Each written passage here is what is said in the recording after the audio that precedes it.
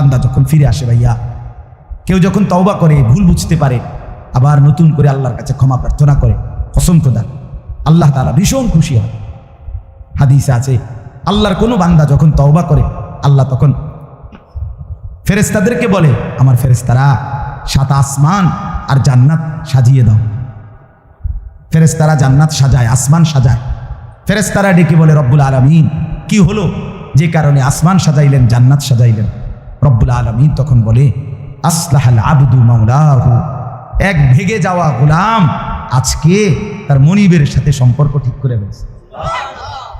আল্লাহ বলে, আমার এক গোলাম আমার থেকে ভাইগে গেছিল রে, অনেকদিন ওই আমারে সেজদা দেয় নাই, আজকে দিছে। অনেকদিন সে আমারে ডাকে নাই, আমি খুব কষ্ট পাচ্ছিলাম।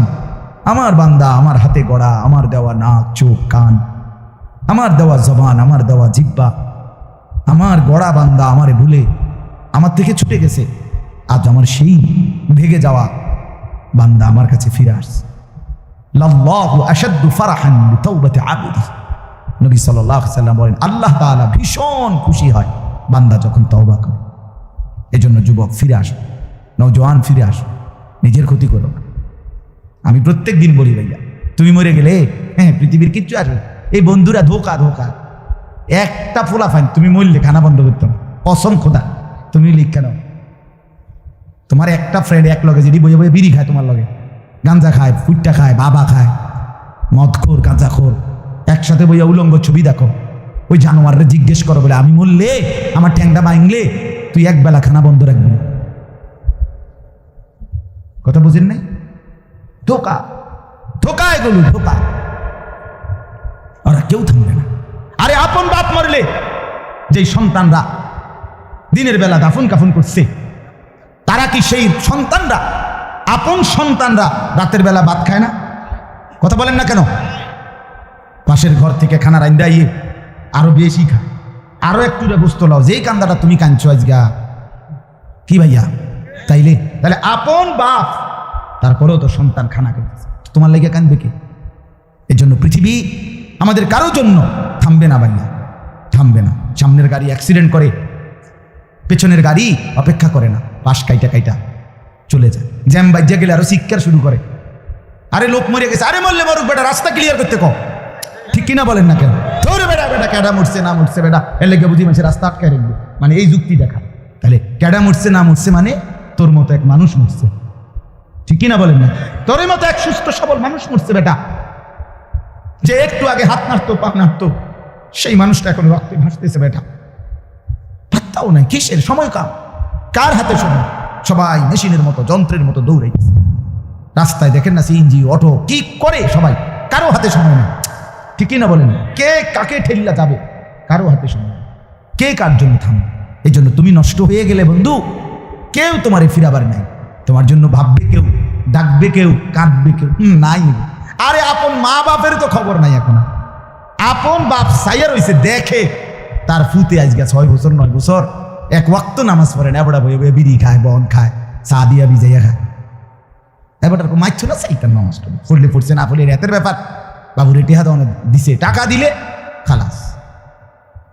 যদি সুতে টাকা দেয় বাপের কোনো অসন্তুষ্টি নেই, আর যদি টাকা না দেয় এবার আর গজবে আল্লাহর আরশ কাঁপে।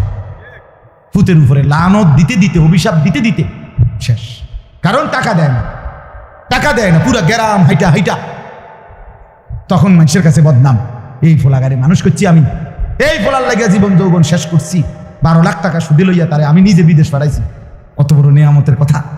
বেশরম মানুষ সুদে টাকা লইয়া আবার মানুষের দ্বারা কও, এত বড় হারাম কইরা আবার কইতেছ, হ্যাঁ 12 লাখ টাকা দিয়ে ফোলা বিদেশ পাঠাইছি আমি, কিস্তি লইছি আমি, সুদে লইছি আমি, আর অন ফোলাগাও একটা টাকা দেয় না। তার মানে সম্পর্কটা হয়ে গেছে এখন টাকা পয়সার ভিত্তি। আখেরাত কোথায়? আখেরাত কোথায়? আমার মা বলছিলেন, আজীবন আমার আব্বা বলতেন, আলহামদুলিল্লাহ আমার আব্বা, আমরা 5 ভাই মাদ্রাসায় পড়ছি, 5 ভাই আলেম হয়েছে। আব্বা আজীবন বলতেন, আমার স্বপ্ন আমার ছেলেরা 5 জন আলেম হবে, আমার কবরের পাশে চারদিকে আমার ছেলেরাই দাঁড়াবে।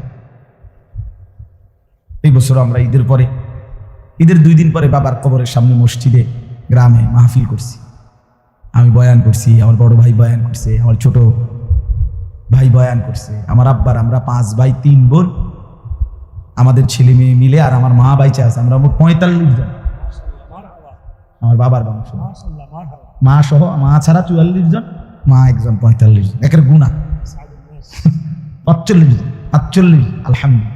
একেবারে 45 জনের ছোট বাচ্চাটাও, একবারে 2.5 বছরের বাচ্চাটাও আলহামদুলিল্লাহ আল্লাহর নাম বলতে পারে।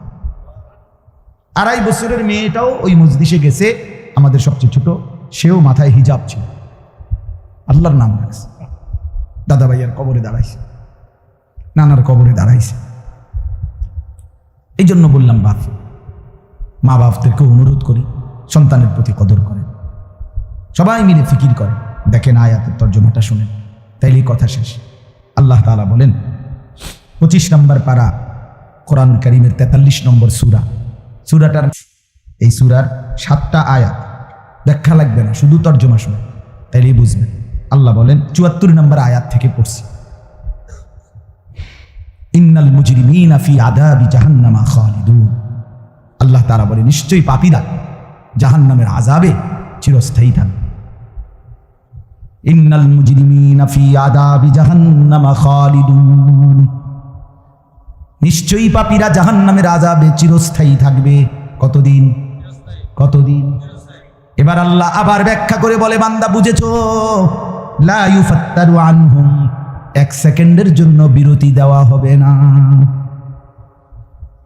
জাহান্নামী চিৎকার করে বলবে, মাওলা আমারে মৃত্যু দিয়ে দেন। আল্লাহ বলবে না। জাহান্নামী বলবে, আল্লাহ একটু সময়ের বিরতি দেন, 10টা মিনিটের বিরতি দেন মাওলা। 24 ঘন্টার আগুন, আমারে 10টা মিনিট একটু আলগা থাকতে দেন, আমি যে আর পারছি না মাওলা, এতটা ভীষণ আযাব আমি যে আর সইতে পারছি না মাওলা, আর পারছি না, আর পারছি না। লা ইউফাত্তারু আনহুম, আল্লাহ বলে 1 সেকেন্ডের জন্য জাহান্নামের আযাব, আগুন বিরতি দেয়া হবে না। ফাতরাত মানে কি? নাই বিরতি। আহুম ফীহি মুবলিসুন, এরপরে আল্লাহ বলেন জাহান্নামী এই দীর্ঘ 24 ঘন্টা অনন্তকাল আযাবের মধ্যে থাকবে। কেমনে থাকবে? মুবলিসুন, বিষণ্ণ হয়ে, উদাস মনে। কোনোদিন চেহারায় 1 সেকেন্ডের জন্য হাসি ফুটবে না, কোনোদিন আর সুখের নাগাল পাবে না। আজ তো বন্ধু রাত কেটে ভোর হয়, ভোর গিয়ে রাত হয়, অন্ধকার আলো হয়, আলো অন্ধকার হয়। যে হাসে সে কাঁদেও, যে কাঁদে আবার সে হাসেও, ঠিক না?